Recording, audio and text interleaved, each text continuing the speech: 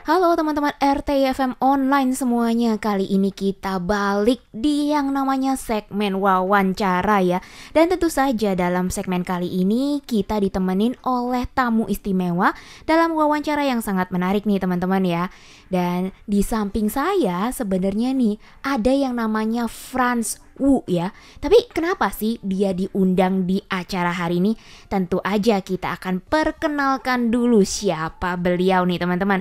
Nah, mungkin boleh langsung perkenalan. Halo semuanya, saya Fransu. Panggilannya Franz aja. Saya Franz. Nah, terus udah gitu Franz ini sebenarnya di Taiwan udah berapa lama sih? Saya di Taiwan dari tahun 2018, berarti itu udah sekitar mau jalan 8 tahun sih. Wow, sudah lama ya. Iya. Terus kenapa nih pertama kali bisa ke Taiwan? Pertama kali bisa ke Taiwan, karena kebetulan waktu itu emang pada dasarnya mau coba merantau ya, terlepas dari di Indonesia atau enggak. Tapi kebetulan waktu itu mau belajar Mandarin, jadi pilihannya salah satunya di Taiwan gitu. Oke, jadi awalnya karena pengen belajar Mandarin ya. Iya betul. Tapi terus tahunya gimana nih? Kok bisa akhirnya, oh udahlah aku pilih ke Taiwan aja gitu. Apakah tahu Oh. dari sekolah? Apa tahu dari mana gitu? Oh ya sebenarnya ada faktor dari karena kebetulan kakak saya dia juga waktu itu sempat kuliah di Indonesia, terus tiba-tiba juga pindah ke Taiwan. Jadi sebenarnya dia ada sedikit buka jalan lah ke saya. Maksudnya ngenalin kalau oh Taiwan tuh gini loh. Kamu kalau misalnya mau belajar Mandarin itu boleh banget datang ke Taiwan. Jadinya sebenarnya bisa dibilang ada kakak saya yang duluan nyampe di Taiwan. Jadi ngenalin ke saya gitu. Oh, jadi dari kakaknya langsung Iya. ya, pengalaman dari keluarga nih teman-teman ya. Betul. Terus kalau di Indonya sebenarnya Franz dari mana sih? Kalau saya sebenarnya saya orang, nah ini menarik nih. Saya tinggalnya di Tangerang, tapi di daerah kalau teman-teman tahu daerah Cengkareng dekat bandara. Nah jadi sebenarnya lebih dekat ke Jakarta ketimbang ke Tangerang kota. Jadi saya selalu bilang saya orang Jakarta, cuma sebenarnya saya orang Tangerang gitu. Oke, jadi dari Tangerang gitu ya. Mm-mm. Terus di Taiwan sendiri pertama kali itu kuliahnya S1 atau S2 sih? Saya S1, ya awalnya S1 jurusan Digital Media Design. Oke, dan ketika kamu pertama kali di Taiwan itu kamu universitas mana ya kalau boleh tahu ya? Oh, saya di Kaohsiung ada universitas namanya ISO Daxue. ISO Daxue, jadi S1 di ISO Daxue. Betul. Terus jurusan Digital Media Design. Oke. Nah, kamu itu udah gitu ya. Terus kan kamu sekarang itu udah lulus nih berarti ya, karena udah betul. 8 tahun. Kesibukannya sekarang ngapain nih?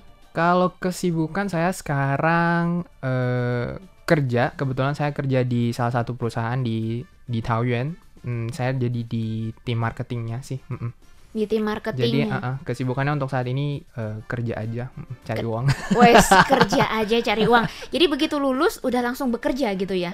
Iya. Tapi sebelumnya saya nggak langsung kerja di bagian marketing ini. Saya sebelumnya kerja di bidang lain juga. Terus selain bekerja, kamu tuh ngapain aja sih sebenarnya di Taiwan ini gitu loh? Kalau dulu saya berusaha sebisa mungkin untuk bersosialisasi ya, maksudnya untuk cari link gitu ya, entah itu pertemanan atau mungkin dari event-event gitu. Tapi kalau sekarang memang bisa dibilang saya lebih ke pekerjaan sih. Cuman mungkin ada sedikit niatan saya pengen ngenalin seminimal ke teman-teman Taiwan saya tentang Indonesia gitu. Karena saya ngerasa kayaknya orang Taiwan nggak begitu tahu gitu sama Indonesia. Jadi saya mungkin setidaknya kalau dari teman-teman dari circle saya sendiri, saya suka ngajak mereka misalnya makan makanan Indonesia atau kenalin mereka itu Indonesia tuh gini loh kebiasaannya gitu sih. Wow, ini menarik ya teman-teman ya. Ternyata nih untuk teman-temannya Franz sendiri banyak yang belum tahu loh tentang Indonesia sendiri. Benar. Dan oleh karena itu Franz juga bantu ya untuk ngenalin apa aja gitu terkait dengan Indonesia. Nah, udah gitu nih. Kita kan juga tahu ya kalau Franz beberapa waktu lalu ternyata tuh menang kontes film pendek dari Kementerian Luar Negerinya Taiwan. Tapi tentu aja sebelum kita ngebahas soal kontesnya itu sendiri, pertama-tama aku mau tahu dong, kamu tahu kontes ini dari mana sih?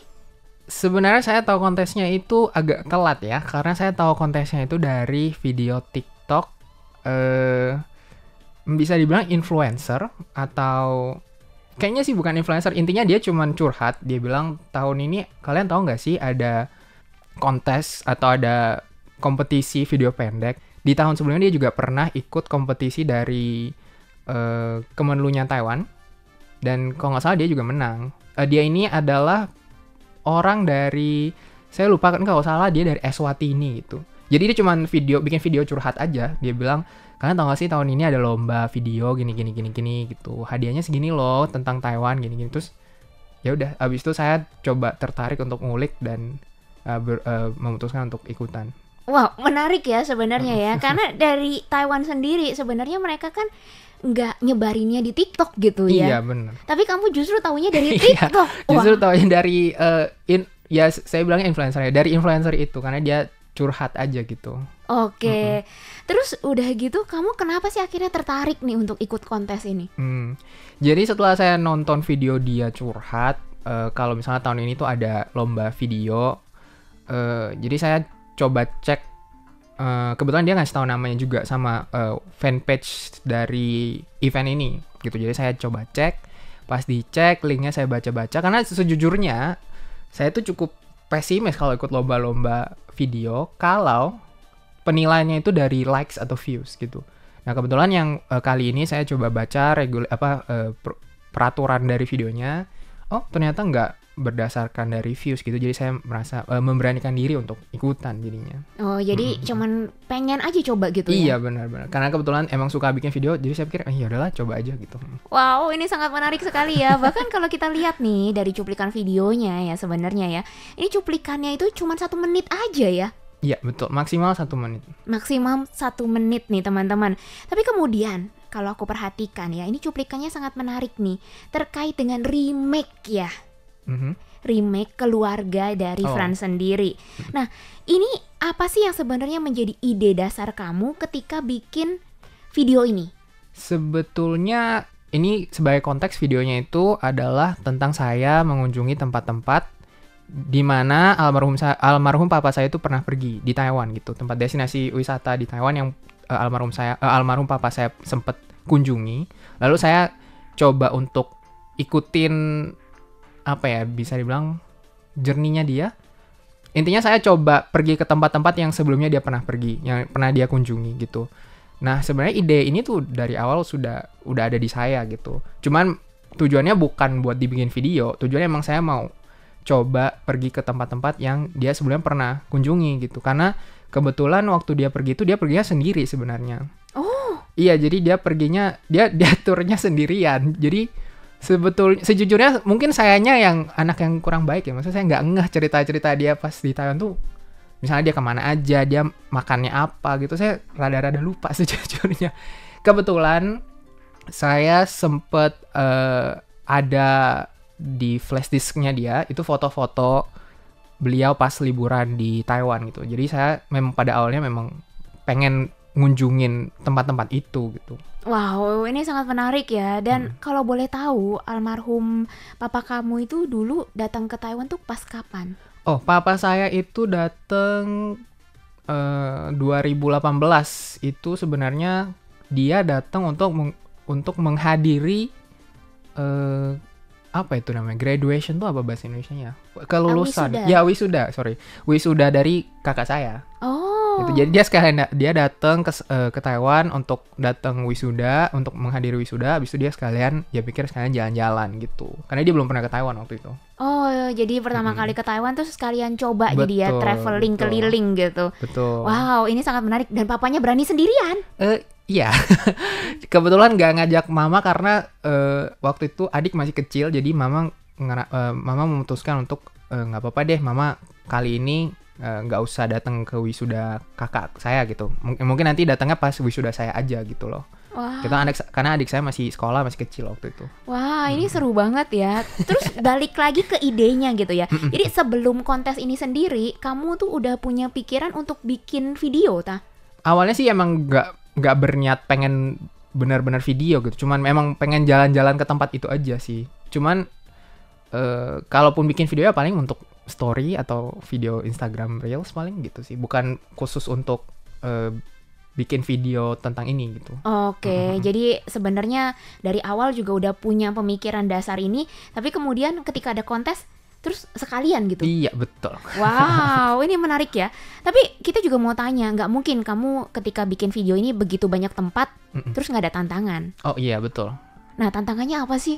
Oh, karena saya taunya itu agak terlambat, jadi lumayan mepet. Jadi saya itu pergi ke tempat-tempat destinasi ini yang ada di video saya ini, itu di bulan Agustus, itu setiap Sabtu Minggu saya perginya.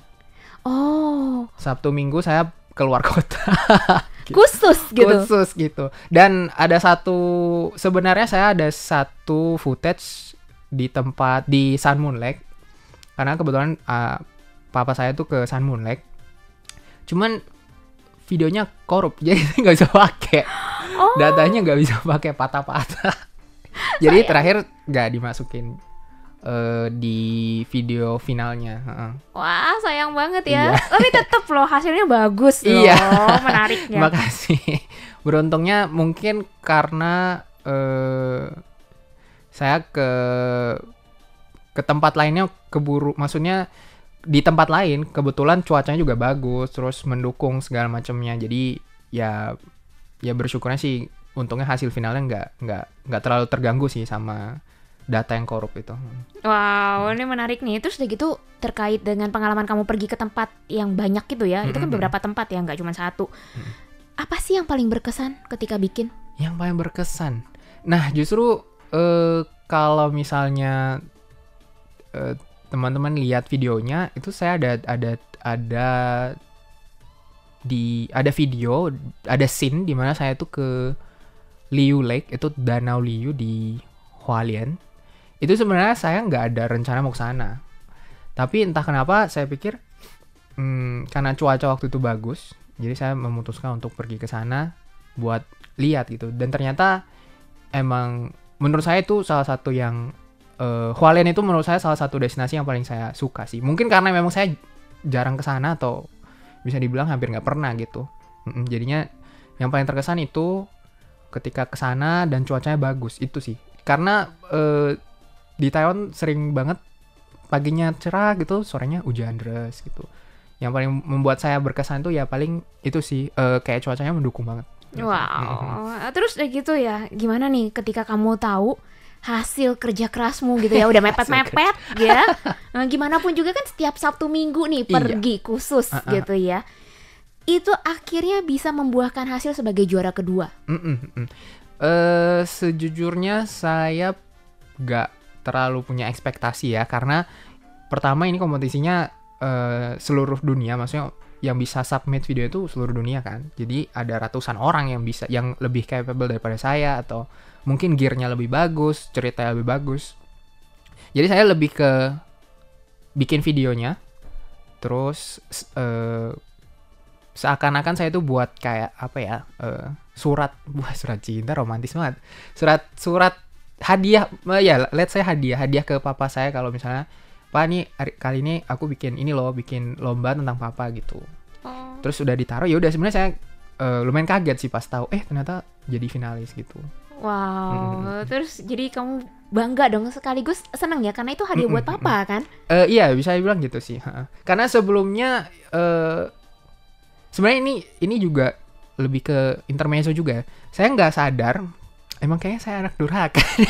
Saya nggak sadar kalau papa saya itu ternyata postingan Facebook terakhir dia itu adalah video yang saya buat pas kuliah. Itu saya lagi ikut lomba short video gitu. Ternyata postingan terakhir dia itu share video saya. Wah. Itu saya baru sadar pas, ternyata ya video yang terakhir, postingan terakhir dia di Facebook itu adalah video yang saya buat gitu. Wah, merinding sih ya. Jadi lumayan. Papanya ternyata support banget nih buat anak. Iya, ternyata tapi ya gitu, karena nggak terdengar di sayanya gitu. Ya mungkin ya seperti biasa lah, mungkin seorang ayah gitu ya. Nggak terlalu lemes atau terbuka sama anaknya gitu. Cuman ya itu sih, saya sejujurnya pas setelah upload itu saya baru sadar gitu, oh ternyata papa tuh merhatiin yang saya buat gitu loh. Wow, Gitu. ya pasti beliau ya di sana gitu. Amin, amin, Itu bangga nih sama amin, anaknya ya. amin. Terus kemudian rencana kamu ke depan nih, apakah akan ikut terkait dengan kontes-kontes video lainnya? Terus udah gitu kamu di Taiwan ke depannya gimana nih? Sebetulnya karena ini lumayan ada hubungannya sama yang tadi awal saya bilang, kalau saya tuh sejujurnya ada rasa atau keinginan untuk kenalin tentang Indonesia ke sebanyak-banyaknya orang. Karena kebetulan saya di Taiwan, jadinya saya mau kalau bisa tuh kenalin Indonesia mulai dari orang-orang sekitar saya gitu. Bisa dari konten atau dari video gitu loh. Karena yang saya sadarin ini nggak cuma orang Taiwan, tapi ada banyak orang dari seluruh dunia. Mungkin mereka pernah dengar Indonesia itu, oke, I know Indonesia gitu, tapi mereka sama sekali nggak tahu tentang kita makanannya apa, kita budaya gimana. Bahkan kalau misalnya ketemu orang Indonesia, mungkin kemungkinan besar ditanya, oh kamu orang Malaysia ya, atau kamu orang Filipina ya gitu. Saking nggak mengenali, bisa bilang misalnya bahasa kita, atau ya intinya gitu sih. Jadi saya punya ada niatan, kalau memang saya masih di Taiwan, saya pengen punya impact untuk kenalin Indonesia ke lebih banyak orang sih. Wow, menarik sekali. Dan ya, karena itu ya, ini udah waktu juga nih, sayang sekali ya. Kita mau terima kasih dulu sama Franz karena sudah hadir di studio. Dan oleh karena itu kita pamit undur diri ya teman-teman. Sampai jumpa.